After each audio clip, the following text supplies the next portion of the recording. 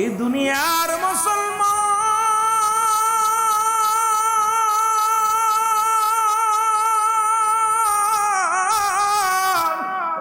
খোদা হযরত আলী রাদিয়াল্লাহু তাআলা মুসলমান একদিন রাস্তা দিয়ে যায়, এক বালকের সঙ্গে ধাক্কা লেগে গেছে। রে মুসলমান শুনে নাও, বালকের হাতে এক বোতল তেল ছিল, তেলটা জমিনের মধ্যে পড়ে গেছে। বালক ডাক দে বলে, মুসলমান বীর শোনো, আর তুমি আমার তেলটা উঠায়া দাও। বালককে ডাক দে হযরত আলী রাদিয়াল্লাহু তাআলা বলে, বালক রে তুমি আমারে চেনো? তুমি কি আমারে চেনো? বলে, তুমি কে? তোমার চেনার সময় নাই, কারণ তুমি কি জানো আমারে তুমি চেনো? আমি একজন আমার মা পাগল সন্তান। এই পৃথিবীর মধ্যে আমি আমার মায়ের একমাত্র পাগল সন্তান গো। আমার মা জননী আমাকে তেল নিয়ে যেতে বলেছে, তেলটা জমিনের মধ্যে পড়ে গেছে, তেলটা তুমি উঠা দাও, না হয় তোমার মতো বীর দেখার সময় নাই। জোরে জোরে চিল্লা বলা যাবে না আমার হাওয়া। সেরে খোদা হযরত আলী ডাকতে বলে, বলো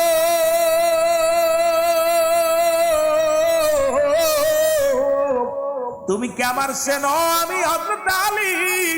সেরে খোদা হযরত আলী রাদিয়াল্লাহু তাআলা, আমার নাম শুনলে এলাকার মানুষ ভয় পায়, আমার নাম শুনে মানুষ কাফেররা থরথর করে কাঁপে। তুমি আমার সঙ্গে তর্ক করো, তুমি আমার সঙ্গে মুখে মুখে কথা কও। বালক বলে, হুজুর বেয়াদবি মাফ করবেন, এই পৃথিবীর মধ্যে আমার মায়ের চাইতে আর আমি কাউরে ভয় পাই না। আমার জনম দুঃখিনী মা, আমার মা এই মায়ের তেলটা নিয়ে যেতে হবে, আমার মার আমানতিটা নিয়ে যেতে হবে। আলী রে, তুমি যত বড় পালোয়ান হও না কেন, যতক্ষণ পর্যন্ত আমার তেলটা না দিবা তোমারে ছাড়বো না।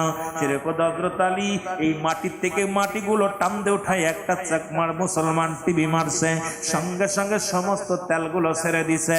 বালক খুশি হইয়া ডাক দিবা, আলী সেলট, তোমাকে আমার মায়ের তেলটা ফেরত দিছো গো, তোমার এই সেলট। ও আলী তুমি যাও। এবার আলী রওনা দিছে, পিছন থেকে মুসলমান মাটি ডাকতে বলে, আলী দাঁড়াও। ও যুবক বন্ধুরা শুনে নাও, হযরত আলী রাদিয়াল্লাহু তাআলা পিছন দিকে তাকায়, দেখে কোনো মানুষ নাই। দ্বিতীয়বার ডাক দিছে, আলী দাঁড়াও। তৃতীয়বার ডাক দিছে, আলী দাঁড়াও। এবার মাটি থেকে আওয়াজ, তিনবার আওয়াজ আসছে। সেরে খোদা হযরত আলী ডাক দে, কয় কে রে? তুই এত বড় বীর, আমি আলীর নামটা লও, একটু দেখানি তুমি কত বড় বীর। বলো, আলী শুনে নাও, আমি বীর নয়, তবে আমি এমন একজন বীর, শুনে নাও, যার কাছে তোমার আসতে হবে, আমি সেই মাটি, আমার ভিতরে তোমার আশা লাগবে রে আলী।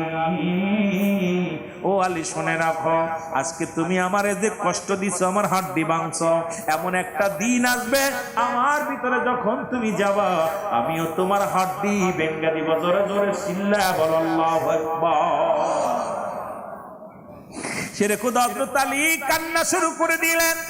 ও মুসলমান শুনে নাও গো, নবীজি তো 10 জন সাহাবীর জান্নাতি ঘোষণা করেছে দুনিয়া থেকে, তার মধ্যে 4 নম্বরে হযরত আলী রাদিয়াল্লাহু তাআলা। জোরে বলেন ঠিক কিনা?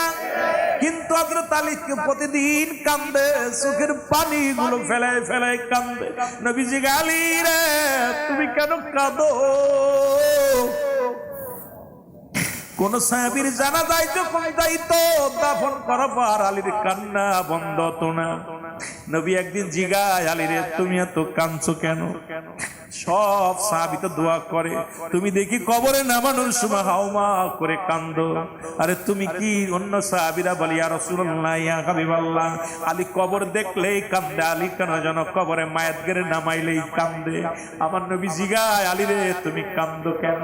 বলে, ইয়া রাসূলুল্লাহ, ইয়া হাবিবাল্লাহ, আমি কান্দি কেন? দীর্ঘ 1 বছর পার হয়ে গেল, আমি আলী তো শুনতে পারি না, আমার কি কবর থেকে আমি রিহাই পাবো, মাটি থেকে কি আমি রিহাই পাবো, এখনো পর্যন্ত আমি জানতে পারি নাই। সাহাবীরা বলে, নবী গো, আপনি 10 জন সাহাবীর নাম ঘোষণা করেছেন, তার মধ্যে 4 নাম্বার মুসলমান হযরত আলী রাদিয়াল্লাহু তাআলা, 1 নাম্বার আবু বকর ফিল জান্নাতি, ওমর ফিল জান্নাতি, উসমান ফিল জান্নাতি, আর 4 নাম্বারে হযরত আলী রাদিয়াল্লাহু তাআলা জান্নাতি। এই রকম 10 জন সাহাবী আবার নবী ডাকতে বলে, আলী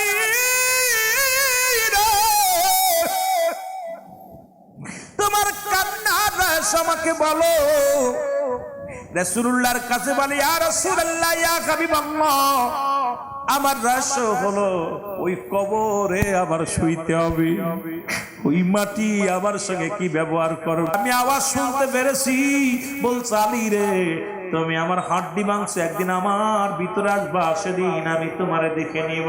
আমার নবীজি দিন মুসলমান ঈদুল ফিতরের নামাজ আদায় করে দোয়া করলেন, সব সাহাবীরা দৌড়েন, সব সাহাবীরা কোলাকুলি করে মুসলমান এক ভাই আর এক ভাইয়ের দুঃখে সুখের জন্য শোনাশুনি করে। কিন্তু হযরত আলী নামাজ শেষ করে দৌড়ায় বাড়ি গেলেন। রাসূলুল্লাহ নামাজ শেষ করার পর এবার হযরত আলীর সন্ধান খুঁজতে লাগলেন, আলীরে পাইলেন না। যা দেখে ঘরের মধ্যে দরজা লাগাইয়া রে আলী ফুপায়া ফুপায়া কান্দে। নবী যা সালাম দিলেন, সালাম দিয়া পর ফাতেমা ডাক দে বলি ইয়া রাসূলুল্লাহ ইয়া হাবিবাল্লাহ। মা ফাতেমা তুজোরা ডাক দে বলি ইয়া রাসূলুল্লাহ ইয়া হাবিবাল্লাহ, আজ সকাল থেকে দেখেছি আপনার জামাতার চোখে পানি, আজকে নামাজ শেষ করার পরও আসে দেখি আপনার জামার চোখে পানি। আমার নবীজি বলে আলী রে তুমি কেন কাঁদছো বলো? বলি ইয়া রাসূলুল্লাহ না জানি কখন মরণ হয়ে যায়। ইয়া রাসূলুল্লাহ ইয়া হাবিবাল্লাহ নবী গো,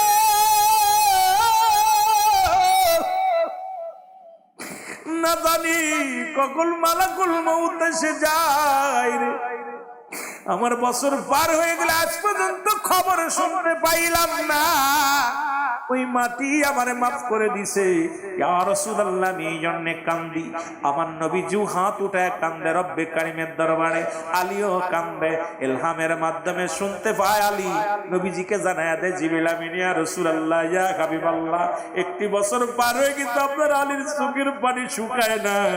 যখন গভীর রাত হয়ে যেত শুধু চোখের পানি ছেড়ে কাঁদত, ওই জমিন তাকে ক্ষমা করে দিছে। জোরে জোরে চিল্লায়া বলেন না মারহাবা। আরে আজকে সেই মাটির মধ্যে আমাদের যেতে হবে রে। এই জমিনটার মধ্যে জমিনটা আমার আল্লাহ চূর্ণ বিচূর্ণ করে দিবে। এই জমিন কিন্তু চড়বে না। এ ঘুষখোরেরা সুদখোরেরা যখন মাটির উপরে যায়, মাটি বলো বান্দা সুদ খাইয়া ঘুষ খাইয়া দেহ বানাইয়া আমার পিঠের উপর বিচরণ করো। আজ আমি দেখবো রে মুসলমান, এই কিন্তু দুনিয়ার মধ্যে যে কোনো মুহূর্তে মারা যেতে পারেন, যে কোনো মুহূর্তে চলে যেতে পারেন। আমি করজোরে দাবি করব আপনাদের কাছে, আজ থেকে অন্যায় পথ ছেড়ে দিই, ঘুষ ছেড়ে দিই, সুদ ছেড়ে দিই, ব্যভিচার ছেড়ে দিই, অন্যায় পথ ছেড়ে রব্বে কারিমের গোলামি করে জোরে জোরে চিল্লায়া বলা যাবেন আল্লাহু আকবার। একটু মহব্বতের সঙ্গে দুরূদ শরীফ পড়ুন আল্লাহুম্মা।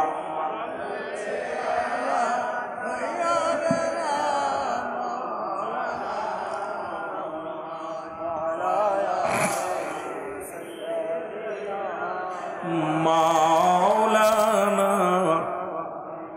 আরো জোরে বলেন আল্লাহুম্মা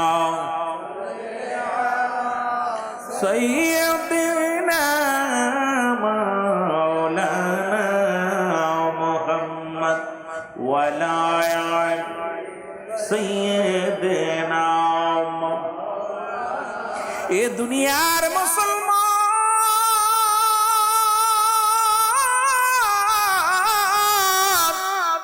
তিন নম্বর বিপদ হলো কিয়ামতের ময়দান।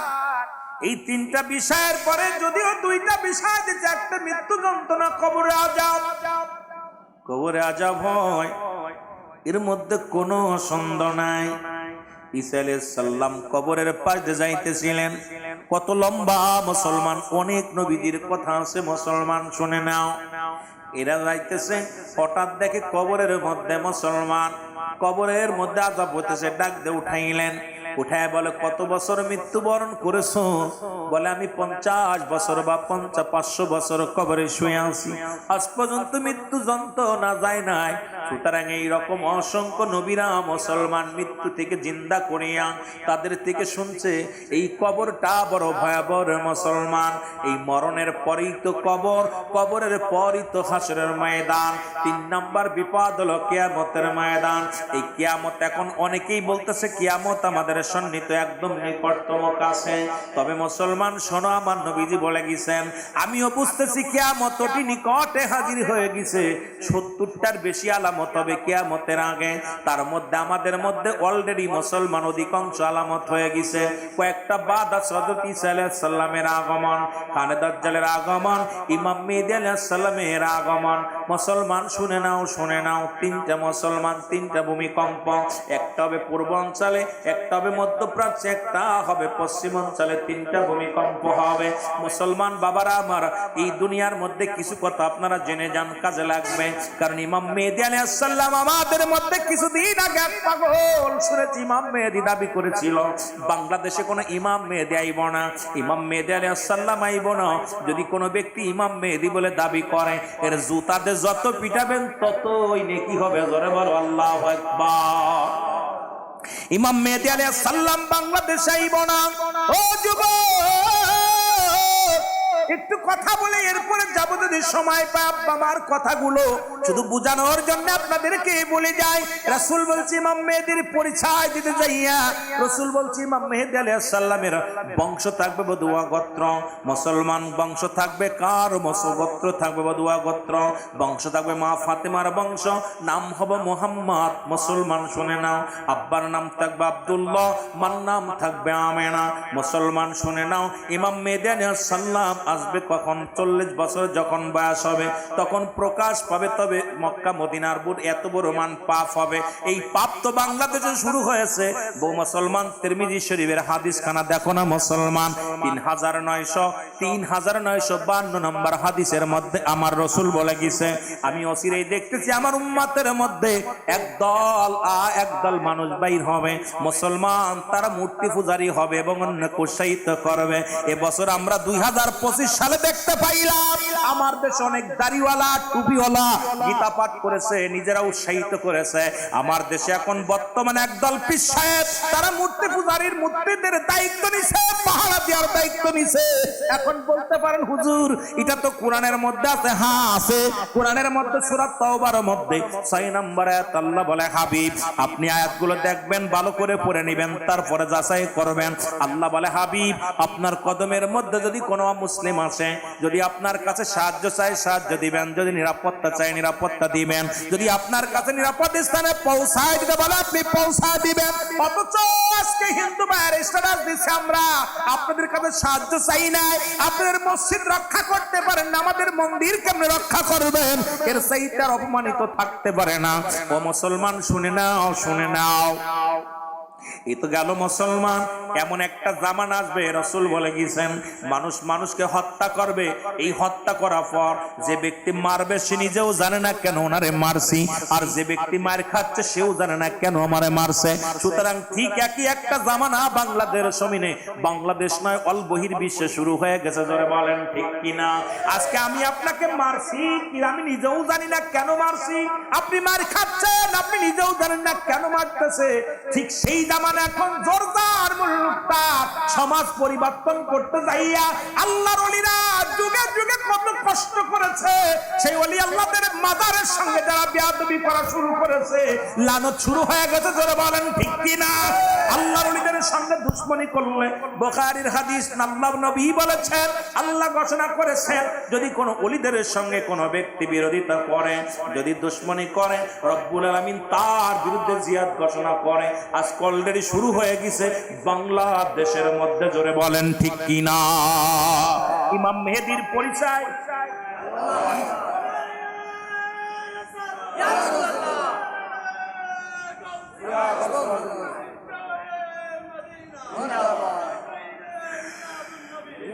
বাজান অনেক ওয়াজ হয়েছে, শেষ করা সম্ভব? এই কথা বলতে গেলে এক মরণের কথাই কইতে গেলে শেষ হইব না। এই জন্য পরিচালক সাহেব বলছে যদি সময় পায় তাহলে দেখবো, কিন্তু আসলে তো আমি এইটার মধ্যে সময় দিতে পারছি না। ইমাম মেহেদী আলাইহিস সালাম, তার নাম থাকবে মুহাম্মদ। কি নাম থাকবে? মুহাম্মদ। কি নাম? আমাকে এতগুলো কিতাব রিসার্চ করা লাগছে, আপনাকে একটা কিতাব করে দিয়ে সামান্য একটু। রাসূল বলছে ইমাম মেহেদী আলাইহিস সালাম আগমন করবে যখন মক্কা মদিনায় পাপ হবে, এত পরিমাণ পাপ হবে, জিনা ব্যভিচার বেড়ে যাবে, জিনা ব্যভিচার বেড়ে যাবে। তখন মানুষ পাপ করবে হাসি মুখে। আপনার যে বাল হুয়া খেলাফ, এই দুনিয়াটা হলো পচা দুর্গন্ধ মরি। মানুষের চরিত্র হলো কুকুরের চরিত্র। কুকুর যেমন মরি পাইলে খুশি হয়, শেষ জামানার মানুষ সম্পদের জন্য সব করতে পারবে, ওরা সম্পদমুখী হবে। কথা বুঝেন নাই? সত্যকে মিথ্যা বলবে, মিথ্যাকে রাজ বল, মানে ক্ষমতা এখন আমরা বুঝতে আর বাকি নাই যে আমাদের ঈমান যায় যাক, সিয়ারত দরকার। জোরে বলেন ঠিক কিনা? ঈমান যায় যাক, সিয়ারত দরকার। কি অবস্থা আমার বাবারা, সাবধান, এই মুনাফিক থেকে সাবধান। আমি আপনাদেরকে বলে যাই, এদের থেকে সাবধান। আল্লাহর আদালতে আরেক পাগল কি বলছে শুনছেন? আমি যদিও তাদের কথা ধরি না, বলছে 18 কোটি মানুষ যে নামাজ পড়লে যে সওয়াব হইব, একটা ভোট দিলে সেই পরিমাণ সওয়াব হইব। নাউজুবিল্লাহ। কোন এই সমস্ত গাজা কুরে কথা, এরা নাকি বক্তা। এই সমস্ত গাজা কুরে কথার কারণে মানুষের ঈমান আকীদা নষ্ট হচ্ছে না।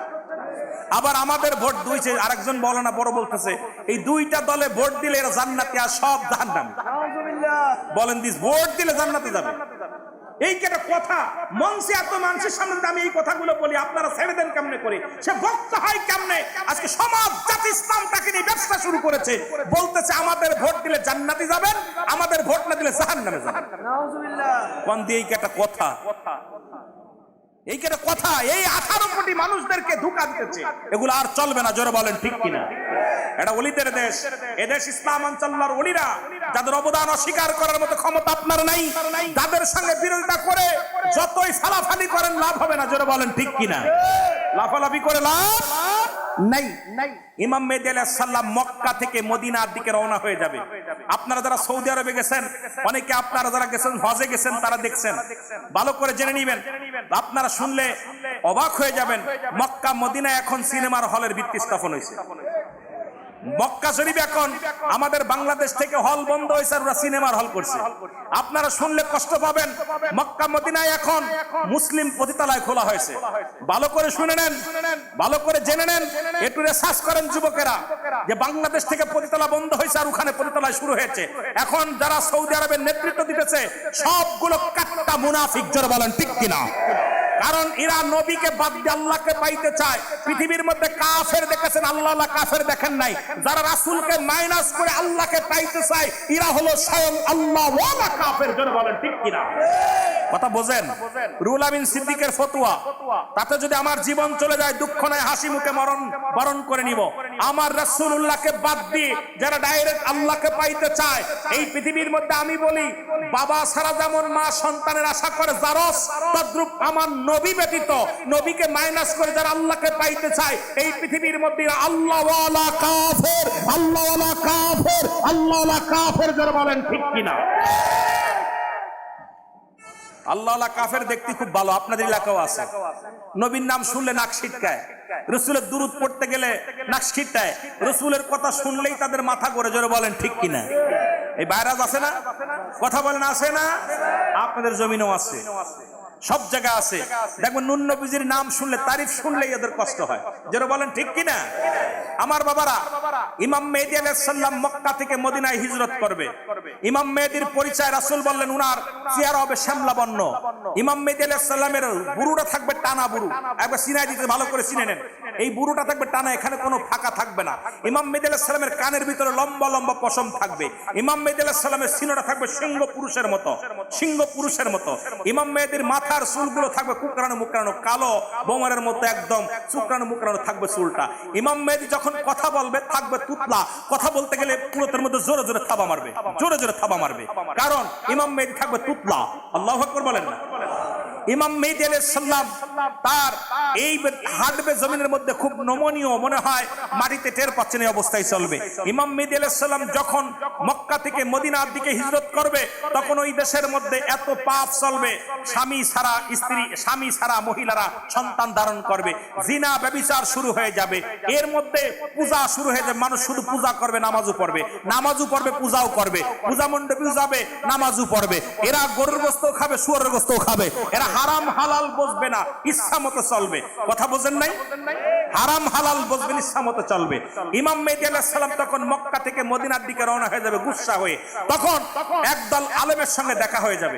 ভালো করে জেনে নিন, আমার রাসূল বলছে আমি দেখতেছি অচিরেই পূর্ব দেশ থেকে একদল আশিক বাইর হবে, যাদের জবানে থাকবে নারায়ে রিসালাত ইয়া রাসূলুল্লাহ, নারায়ে তাকবীর, আল্লাহু আকবার। আমার ভাই যে তাকবীর দিল, আমার নবীজি বলছে এই তাকবীর দিতে দিতে আমি নবীর রওজা পর্যন্ত আসবে। আমার জ্ঞান, আমি রুহুল আমিন সিদ্দিকের জ্ঞান দ্বারা আমার মন বলে এই বাংলাদেশের আশিকরাই হবে সেই দলের লোক। কারণ বাংলাদেশের পরে আর কোনো মুসলিম কান্ট্রি নাই। আর বাংলাদেশের পূর্বাঞ্চলের মানুষ হলো চট্টগ্রাম খাগড়াছড়ির মানুষ। এই মানুষের দিলে যেমন নবীর প্রেম আছে, বাংলাদেশের অন্য কোন জেলার দিলে এত প্রেম নাই। জোরে বলেন ঠিক কিনা? আরো জোরে বলেন ঠিক কিনা? বাংলার জমিনে চট্টগ্রামের যে জুলুস হয়, আস্তে বাজার, চট্টগ্রামের জমিনে যে জুলুস হয়, এত বড় জুলুস বাংলার কোথাও হয় না, এমনকি সৌদি আরবেও হয় না। কারণ এই বাংলার জমিন থেকে এত বড় জুলুস করে প্রমাণ করে দেয় আমরা নবীকে ভালোবাসি। জোরে বলেন ঠিক কিনা? আরো জোরে বলেন ঠিক কিনা? আমার বাবারা নবীজি বলছে আমি দেখতেছি অচিরেই একদল আশিক বাইর হবে, তারা তাকবীর দিতে দিতে আমি নবীর রওজা পর্যন্ত আসবে। আল্লাহ আমরা যেন সেই কাফেলার একজন শরীক হতে পারি, নগণ্য গোলাম হতে পারি। জোরে বলেন আমিন। আরো জোরে বলেন আমিন। এটা আমার ক্ষুদ্র জ্ঞান বলে, কারণ বাংলাদেশের পরে আর কোনো মুসলিম কান্ট্রি নাই। বাংলাদেশের পরে পূর্ব দেশ বলতে বাংলাদেশটাকেই বোঝায়। আর বাংলাদেশের আশিকদের দিলে নবীর প্রেম বেশি, আর সেটা হলো চট্টগ্রাম বিভাগের মানুষের দিলে বেশি। জোরে বলেন ঠিক কিনা? জোরে বলেন ঠিক কিনা? এই জন্য আপনাদেরকে আমি দেখলে সম্মান করতে মন চাই যে এরা সেই নবীর আশিক যদি হয়ে যায়, আল্লাহ কবুল করুক।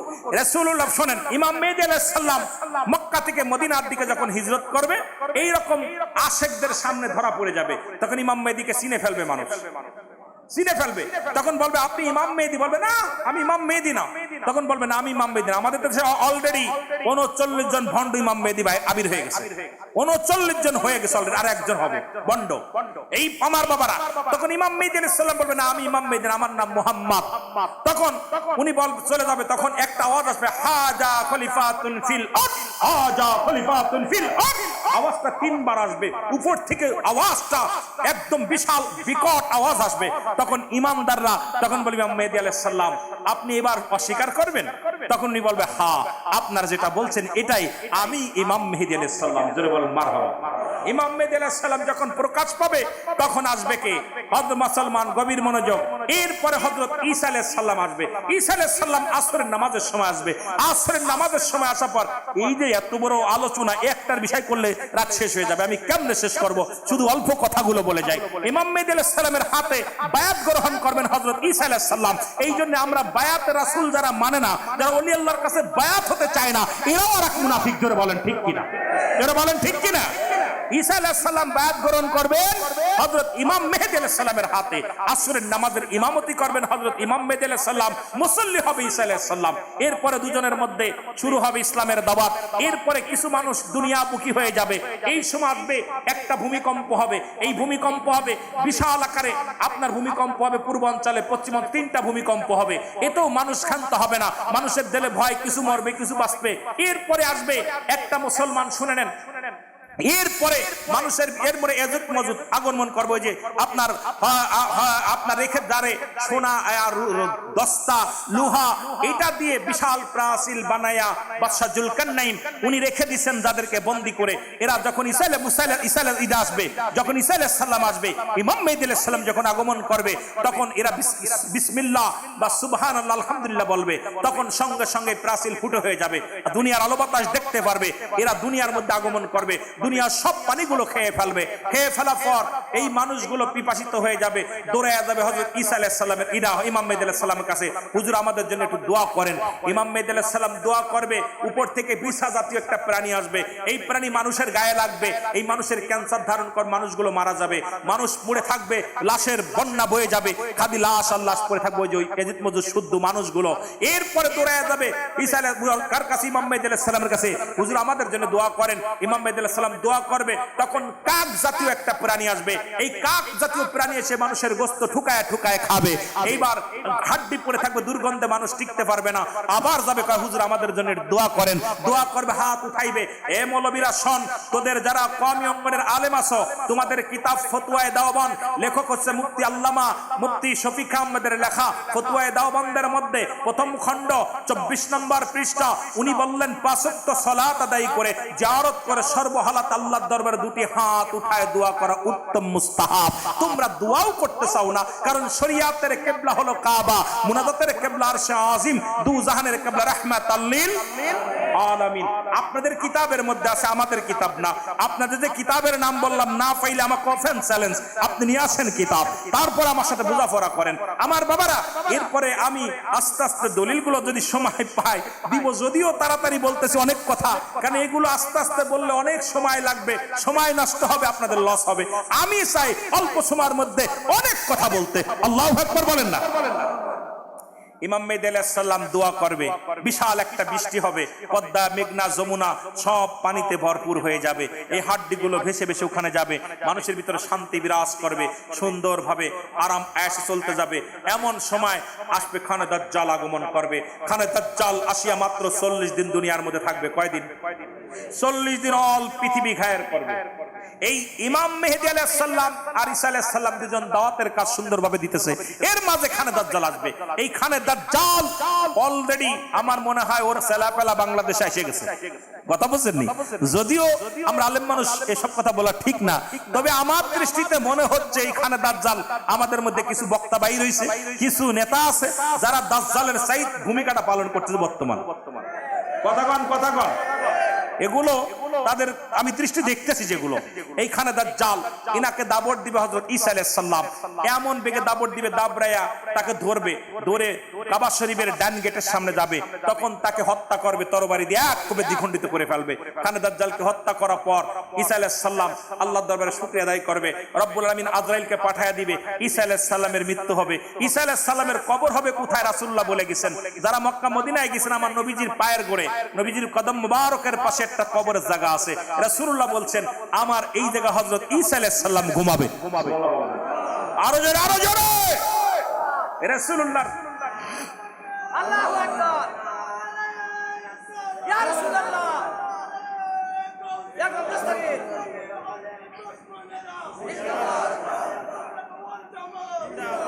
আপনার রাসূল পাক সাল্লাল্লাহু আলাইহি ওয়াসাল্লাম ঈসা আলাইহিস সালাম ভবিষ্যৎবাণী দিয়ে গেছে এই জায়গা ঘুমাবে। আমার নবী নাকি এটা জানে না, ওটা জানে না, কত কথা কইতেছে, কোন গায়েব জানে, আমার নবী জানে না, কথা বুঝেন নি? এ কত বেফাদে, কত কষ্ট রয়েছে ভিতরে।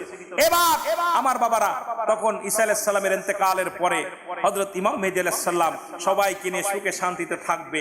এরপরে একটা মানুষ যখন আল্লাহমুখী থেকে ঘুরে আস, দুনিয়ার সম্পদমুখী হয়ে যাবে, লুবি হয়ে যাবে, স্বর্ণ রূপা সব অলংকার উঠে যাবে, তখন দামাদামি নাই, যে যত পাবে সব উঠবে। ইউরিয়ামের খনি, আপনার তেলের খনি, গ্যাসের খনি মানুষের হাতের নাগালে চলে আসবে, মানুষগুলো শান্তি থাকবে, ঈমান হারায় ফেলবে। তখন মানুষগুলোকে আবার সত্যের পথে আহ্বান করবে হযরত ইমাম মেহেদী আলাইহিস সালাম। কিন্তু মানুষগুলো যখন বিভ্রান্তি করবে, তখন আল্লাহ রাব্বুল আলামিন একটা হাওয়া, একটা আপনার এই কুয়াশা পাঠাবে, কুয়াশা, এই কুয়াশা মানুষের নাকে লাগবে, ইমানদারের নাক দিয়া সর্দি বাইর হবে, ইমানদারের নাক দিয়া পানি বাইর হবে, চোখ দিয়ে পানি বাইর হবে, আর মুনাফিকদের 8টা ছিদ্রা দিয়ে দোয়া বাইর হবে, 8টা ছিদ্রা দিয়ে দোয়া বাইর হবে, মুনাফিকগুলো ধ্বংস হয়ে যাবে, ইমানদার থাকবে। ইমানদারদের নিয়ে হযরত ঈসা আলাইহিস সালাম ইমাম মেহেদী আলাইহিস সালাম আল্লাহর দিকে রুজু হয়ে যাবে, আল্লাহর প্রতি সব তাকুল দিয়া যখন রুজু হয়ে যাবে, তখন আল্লাহ পাক হুকুম দিবে, যাও আপনার ইসরাফিল আলাইহিস সালামকে সিংহায় ফু দিতে বলবেন। ইসরাফিল আলাইহিস সালাম সিংহা যখন ধরবে, দুনিয়াটা থরথর করে কাঁপবে, যখন প্রথম ফু মারবে দুনিয়াটা উল্টা পাল্টা হয়ে যাবে। এই রকম তখন একজন আর একজনের সাহায্যের জন্য আগাবে, সে ওই জমিনের মধ্যে বেঈমানগুলো তলিয়ে যাবে, ইমানদারগুলো উত্তোলন হবে, বেঈমানগুলো নিচে চলে যাবে, ইমানদারগুলো উপরে উত্তোলন হবে।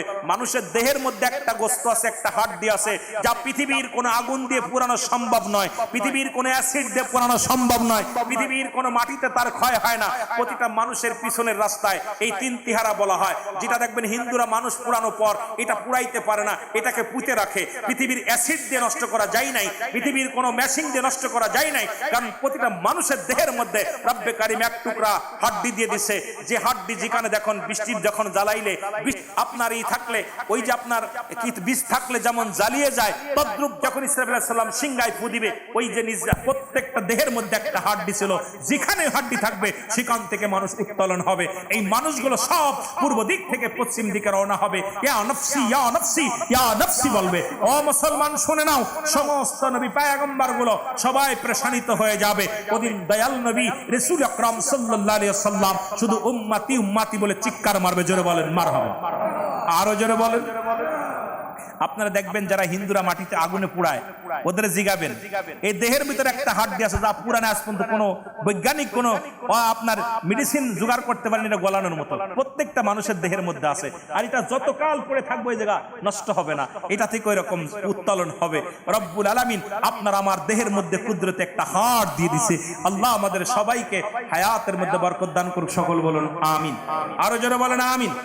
আমার দাদা ভাইরা, আই হাই 12টা পার হয়ে গেছে, আগাবো আর আগাবো। আমার বাবারা, আমি সংক্ষিপ্ত আকারে এই যে আমাকে দুইটা বিষয়ের পরে দেওয়া পর তারপরে আমি কিয়ামতের ময়দানে একটু গেছি।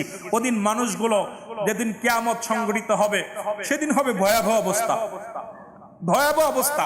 মানুষের মুঠো হাত উপরে থাকবে, সূর্যোদয় হবে, মানুষ মস্তিষ্কগুলো গলে গলে পড়বে, মানুষগুলো খুব চিৎকার মারবে, ইয়া সালিম ইয়া সালিম, আমাকে নিরাপত্তা দাও, আমাকে নিরাপত্তা দাও, নিরাপত্তা দাও। নিরাপত্তা পাবে একমাত্র দয়াল নবী রাসূল আকরাম সাল্লাল্লাহু আলাইহি ওয়াসাল্লামের আশিকগুলো। আল্লাহ রাব্বুল আলামিন তাদের দয়ার নজরে তাকাবে। জোরে বলেন না মারহাবা, আরো জোরে বলেন মারহাবা। আমার ভাইরা, আমার বন্ধুরা, আমার রাসূলুল্লাহ তিনটা সিজদা মারবে। কয়টা? তিনটা সিজদা মারবে। এর মাঝে আরো 1 ঘন্টার ওয়াজ রেখে গেলাম, তিনটা সিজদা মারবে। রব্বে কারীম বলবে, রব্বুল আলামিন ডাকতে বলবে, হাবিব প্রতিটা নবীগণকে আমি একটা নিয়ামত দান করেছি, আপনার জন্য রেখেছিলাম। নবী বলবে, ইয়া রব্বুল আলামিন আমি তো নিয়ামত চাই না, আমি চাইছি আমার উম্মত। আমি তো নিয়ামত চাই না, আমি চাইছি আমার আদরের উম্মত। আমার আল্লাহ বলবে, হাবিব রে, আপনি যখন দুনিয়ার মধ্যে আপনাকে প্রথম আমি সৃষ্টি করলাম তখন চাইলেন উম্মত, যখন জান্নাতের মধ্যে রাখলাম তখন চাইলেন উম্মত, যখন দুনিয়ার মধ্যে প্রেরণ করলাম তখন চাইলেন উম্মত। ও নবী গো, দুনিয়ায় বলেন হায়াতি খায়রুল লাকুম, আমার হায়াতের জিন্দেগিটা নবী গো আপনি উম্মতের জন্য বিলিয়ে দিলেন। নবী বলছে, আমার উম্মতিদের জন্য আমি নবী আসলাম, আমার উম্মতের জন্য কল্যাণ শুরু। কারণ শরীয়ত, তরিকত, তাকিকত, মারিফত সব প্ল্যাটফর্ম বোঝানোর জন্য নবীজি দুনিয়ার মধ্যে আগমন করেছে। ও মামা হায়াতি খায়রুল লাকুম, আল্লাহর নবী কম ওয়াফাতি খায়রুল লাকুম। নবী কা উম্মতিরা রে, আমি নবী বিদায় নিলাম, এটা আমার উম্মতের জন্য কল্যাণ শুরু।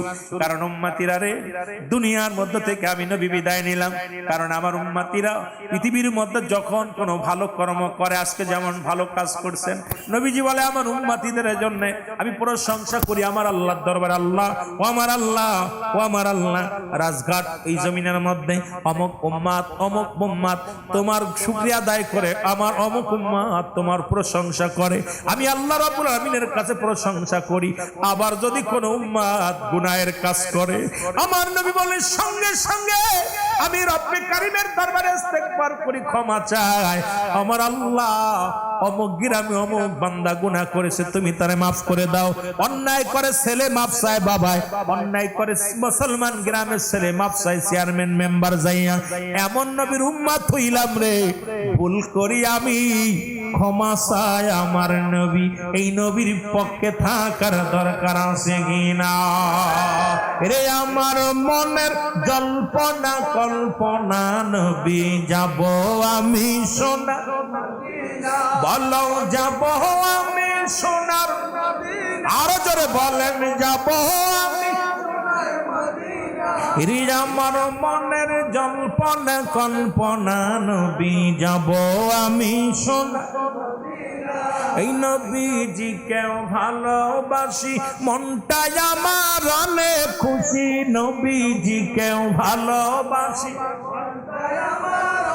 আর নবীজি কেউ ভালোবেসে তৃপ্তি মেটে না বলো নবীজি কেউ ভালোবেসে তৃপ্তি মেটে না গো যাব আমি সোনার আরো জোরে বলেন যাব আমি সোনার এই নবীর প্রেমে এত জাদু ডাকিলে মনে হয় মধু নবীর প্রেমে এত জাদু ডাকিলে মনে হয় ওরে এই মধু কোথাও মেলে না বলো এই মধু কোথাও মেলে না গো যাব আমি সোনা আরো জোরে বলেন যাব আমি সোনা ইরে আমার মনের জল্পনা কল্পনা নবী যাব এই রাজারঘাটবাসীর বড় আশা দয়াল নবী চাই গো দেখা রাজারঘাটবাসীর মনের আশা নিদান কালে দিও দেখা মাহফিলের উসিলায় বলো দিও দেখা মাহফিলের উসিলায় গো যাব আমি আরো জোরে বলেন যাব আমি তাই বলো যাব আমি ইনি আমার মনের জল্পনা কল্পনা নবী যাব আমি ই বলো যাব আমি এ দুনিয়ার মুসলমান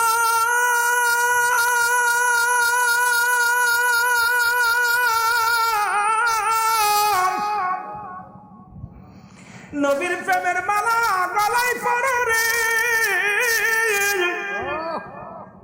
নবীর ভালোবাসা অন্তরে পয়দা করো রে নবীর প্রেম ভালোবাসা যার অন্তরে যতটুকু তার ঈমান বলতে ততটুকু নবীর প্রেম ভালোবাসা যার অন্তরে নাই তার ঈমান বলতে কিছু নাই সরাসর বেঈমান দুইটা কথা বললে বুঝতে পারবেন বাবা মানব জীবনের অমূল্য সম্পদের নাম হলো ঈমান ব্যক্তির জীবনের অমূল্য সম্পদের নাম রূহু ঠিক কি না এর রূহবিহীন বডির কোনো মূল্য নাই রূহবিহীন বডির কোনো মূল্য নাই ও মুসলমান যার বাসায় মেহমানদারি করলো যিনি আমাদেরকে খাওয়াইলেন বলে হুজুর আমার আব্বা নাই আমার মা নাই ওরে মুসলমান মা যে কেমন নিয়ামত বাবা যে কেমন নিয়ামত এই পৃথিবীর মধ্যে মা বাবার হক হলো 14টা 7টা হক হলো দুনিয়ায় জিন্দা থাকতে 7টা হক হলো ইন্তেকালের পরে ওনার সন্তান আজকে একটা হক আদায় করার জন্য বললেন ভাইজান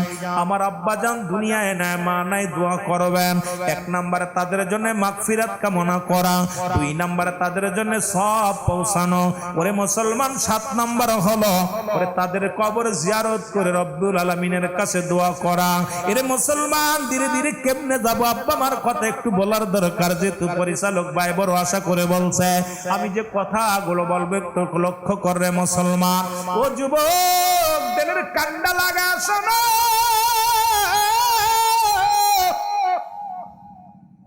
ও যুবক বন্ধুরা গো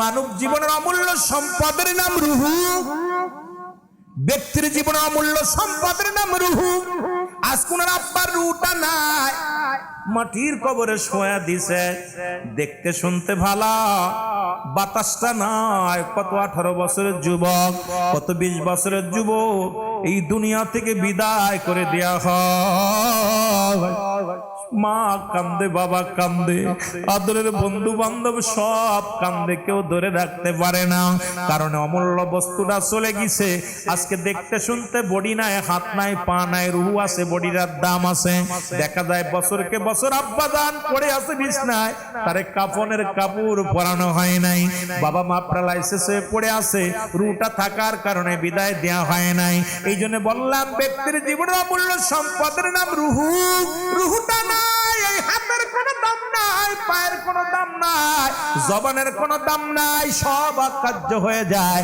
এই জন্য ব্যক্তির জীবনের অমূল্য সম্পদের নাম হলো রূহ, আর মানব জীবনের অমূল্য সম্পদের নাম ঈমান। ঈমানবিহীন সমস্ত আমল বরবাদ। ঈমান নাই, নামাজ নাই, ঈমান নাই, হজ না, ঈমান নাই, যাকাত নাই, ঈমান নাই যার ভিতরে নাই, তার কিচ্ছু বলতে কিচ্ছু নাই, সব বরবাদ হয়ে যাবে রে মুসলমান। এইবার একটা হলো ঈমান, একটা হলো আমল। মুসলমান ভালো করে বুঝার জন্য বলে যায়, একটা হলো আমল, একটা হলো ঈমান। আমল হলো নামাজ, রোজা, হজ, যাকাত, এগুলোর নাম হলো আমল।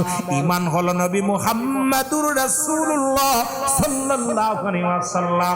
যার ভিতরে নবী নাই তার ভিতরে নামাজ হবে না। নবী যার ভিতরে নাই কিসের রোজা, নবী যার ভিতরে নাই কিসের নামাজ, নবী নাই যার ভিতরে তার পৃথিবীর মধ্যেই মুর্দা মানুষের মতো। এই পৃথিবীর মধ্যে নজুবিহীন নামাজ যেমন, নবীবিহীন ইবাদত তেমন।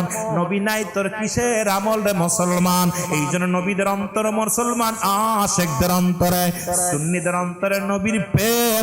জোরে জোরে চিল্লা বলেন ঠিক কিনা? যার দিলে নাই নবীজির প্রেম, তার সনে বাব কইরো না। বলো যার দিলে নাই,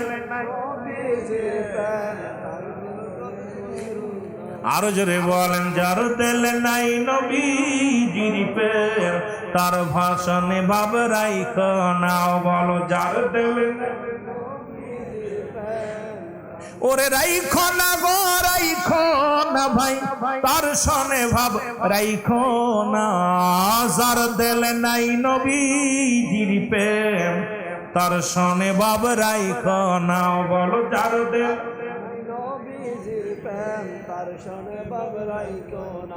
সর্বোপরি কথাটা যেহেতু এটা মিলাদুন নবীর মাহফিল, যদি ঈমান আকীদা ঠিক রাখতে হয়, আমার নবীজি লাগবে কি লাগবে না? আরো জোরে বলেন, লাগবে কি লাগবে না? এই রাসূলের ভালোবাসাই হলো ঈমানের মাপকাঠি। যারা বলেন ঠিক কিনা? এই জন্য আমি আপনাদেরকে বলবো, আপনাদের ভিতরে দুইটা জিনিস, দুই দলের লোক আছে। এক দল আছে হলো ঈমানের দল, আর এক দল আছে আমলের দল। দুইটা দলই আছে। তবে দুইটা সমন্বয় আমরা সুন্নি ভাইয়েরা, আমাদের ঈমানও আছে, আমলও আছে। যারা বলে ঠিক কিনা? ঈমানও আছে, আমলও আছে। আরেক দল আছে আপনাদের ভিতরে খালি আমলে বিশ্বাস, ঈমানে বিশ্বাস নাই। কথা বুঝছেননি? এরা পার হইব, মাঝি লাগবো, পার হইব, বইটা লাগবো, কিন্তু আমার নবী বাদ দিয়া এরা দেখবে নামাজ, রোজা, হজ, যাকাত সব ঠিক আছে, নবী মানতে রাজি নাই। আমি বলি ভাই, আপনার ওযু নাই, নামাজ কেমনে পড়বেন? ওযুর তো শর্ত, নামাজের শর্ত হলো ওযু করা। আপনার ওযু যদি না থাকে ইবাদত করবেন কেমনে? আর আপনার ঈমানের মাপকাঠি হলো আমার নবী। নবী যদি আপনার ভিতরে না থাকে, আপনার কিসের নামাজ, কিসের টুপি, কিসের দাড়ি, কিসের পাগড়ি? এটা নিয়ে আমি একটা গজল বেঁধেছিলাম, আমার নামে মামলা হলো। কত আলেমরা আমার বিরুদ্ধে ষড়যন্ত্র করলো, আমার বাবারা, কিন্তু পরোয়া করে রুহুল আমিন সিদ্দিকী পরোয়া করে না। কারণ এই পৃথিবীর মধ্যে আপনারা জানেন, আজকে যদিও সাবজেক্ট দিছে আমি কথা বলতে পারি নাই, কারণ আমি রুহুল আমিন সিদ্দিকী বাস্তববাদী বক্তা, বাস্তবকে নিয়ে বেশি আলোচনা করি, যুবকদেরকে নিয়ে বেশি আলোচনা করি। তা আমার বাবারা, গজলটা গাইলাম, তারা সচ্ছে মুসলমান, তারা নামেই মুসলমান, তারা ইমানদারির ঈমান নিয়ে করছে যারা খেলা, ইরাই তো আসলে এজিদের সেলা। বলেন ইরাই তো আসলে ওহাবিদের সেলা, এরা সচ্ছে মুসলমান। আরো জোরে বলেন, তারা সচ্ছে মুসলমান, তারা টুপি দাড়ি পাগড়ি আছে দেখতে মাওলানা, ভিতরে নাই নবীর প্রেমে জিদে ভরা। টুপু আছে, পাগড়ি আছে, সব ঠিক আছে, নবী নাই। অমনি আমার আলেমরা কয় রুহুল আমিন আমাদের টুপির বিরুদ্ধে লাগছে, পাগড়ির বিরুদ্ধে লাগছে। আমি কই টুপি দাড়ি পাগড়ি আছে দেখতে মাওলানা, ভিতরে নাই নবীর প্রেম এজিদে ভরা, এরা সচ্ছে। ওরে হুসাইনি শিবিরেও আযান হলো, ইয়াজিদের শিবিরেও আযান হলো। হুসাইনকে হত্যা করে তারা আসরের নামাজ পড়তে দাঁড়াইছিল। আর হুসাইন হত্যা করার পর ওর শিবিরে যত লোক ছিল তারাও আল্লাহর দরবারে নামাজ আদায় করেছিল।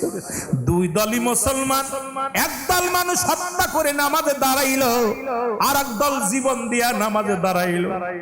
তারা দিল জীবন দিয়া দিল, আল্লাহ তোমার রাস্তায় জীবন দিয়ে দিলাম, বাকি যারা আছি তারাও দেওয়ার জন্য প্রস্তুতি নিলাম। আর ওরা নামাজ পড়ে কয় হুসাইনকে হত্যা করে শুকরিয়া আদায় করেছিল, আল্লাহ নবীর আহলে বাইতদেরকে হত্যা করেছি, ওরাও নামাজ পড়েছিল।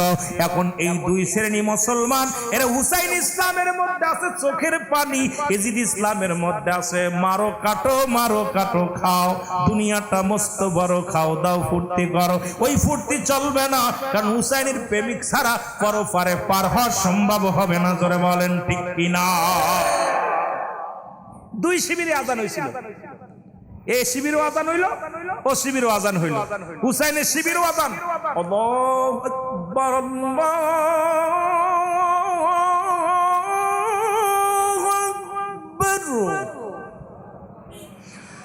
আল্লাহু আকবার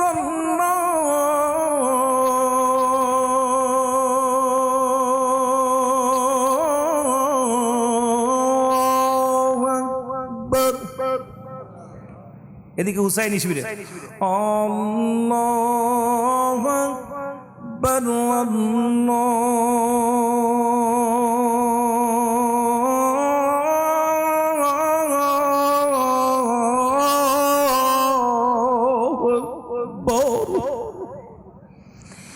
আশহাদু আল্লা ইলাহা ইল্লাল্লাহ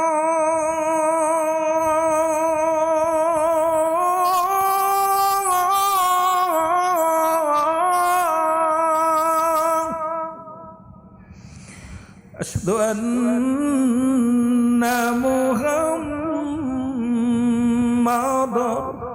রাসূলুল্লাহ।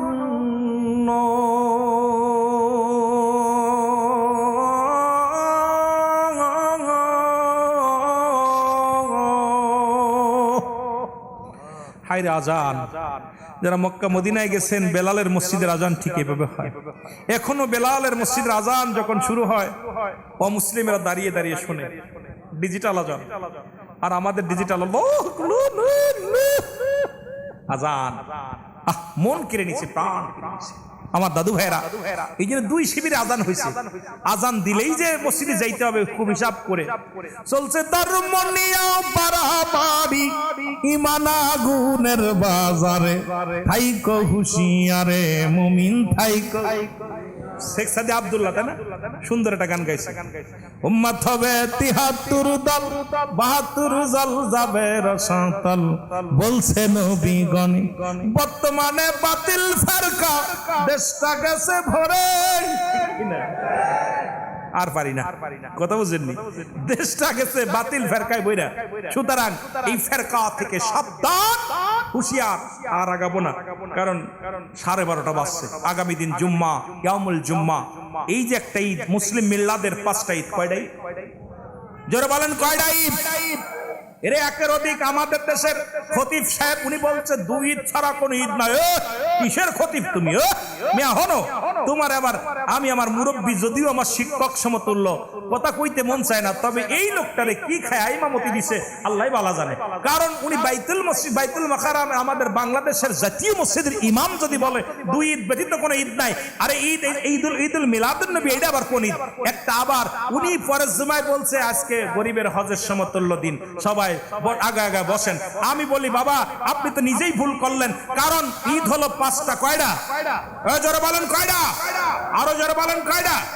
এই ওয়াজ আমার না, যদিও আগের বক্তা করে গেছে, আমার দরকার নাই।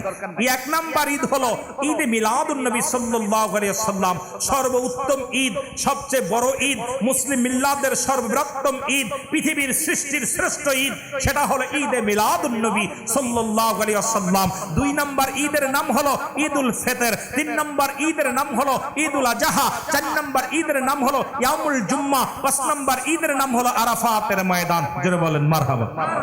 এই ঈদ নিয়ে আমার আলোচনা না, যদিও সর্বশেষ যেহেতু ঈদে মিলাদুন নবী, আমি আপনাদেরকে বলে গেলাম যে আপনারা ঈদগুলো পালন করবেন। আর আমার দেশের মৌলবীরা কয় দুই ঈদ ব্যতীত ঈদ হবে না। কেন হবে না জানেন? কারণ ঈদের কুরবানি ঈদ পাওয়া যায়, আপনার ঈদুল ফিতরে পাওয়া যায় যাকাত ফিতরা, আর ঈদুল আজহায় পাওয়া যায় গরুর চামড়া, ছাগলের চামড়া। এই জন্য এই দুইটা ঈদ জায়েজ। আর ঈদে মিলাদুন নবী উদযাপন করতে গেলে মাল খরচ করা লাগে, জোরে বলেন ঠিক কিনা? এটা জায়েজ হয়নি। ওই ঈদ, এই যে আপনার ইয়ামুল জুম্মা, আমাদের ইমাম সাহেব, আমার হাফেজ সাহেব, কোন পকেটের ভিতরে 50টা ভরে দিলে দোয়া করবে, যদি না দেয় ওই দিন আবার দোয়া করা বন্ধ। এই জন্য ঈদের দিন, জুম্মার ঈদের দিন বলছে, জুম্মার দিন এই ঈদ বলে ঘোষণা করছে, তা না ইমাম সাহেব ভালো করে খেয়াল করেন ভাই, হাফেজ সাহেব রাগ করেন না, আবার কই অন্য কেউ চিন্তা করে, এরম আছে না কিছু। দেখেন ওই যেই 500 টাকা পেয়ে যায়, আল্লাহ আজকে ঈদের দিন, জুম্মার দিন, আল্লাহ গরিবের হজের সময় তোর আব্বারে জান্নাতে দিয়ে দিস। যদি 500 টাকা না দিতে দোয়া করতো না, জোরে কোন ঠিক কিনা? তাহলে উনি ওই দিনও ঈদ বানাই দিল, আর আমাদের ঈদে মিলাদুন নবী উনি মানতে রাজি নাই। তা আমার বাবারা গভীর মনোযোগ, এখন মুসিবতের জামানা, বিপদের জামানা। তসবিহ চেনেন? তসবিহ, জোরে বলেন তসবিহ চেনেন? এই তসবিহ সুতা ছিঁড়ে গেলে যেমন মালা ধরে রাখা যায় না, শেষ জামানার ইমানের অবস্থা ঠিক এরকম হবে। ইমানদার ইমান ধরে রাখতে খুব কষ্ট হবে।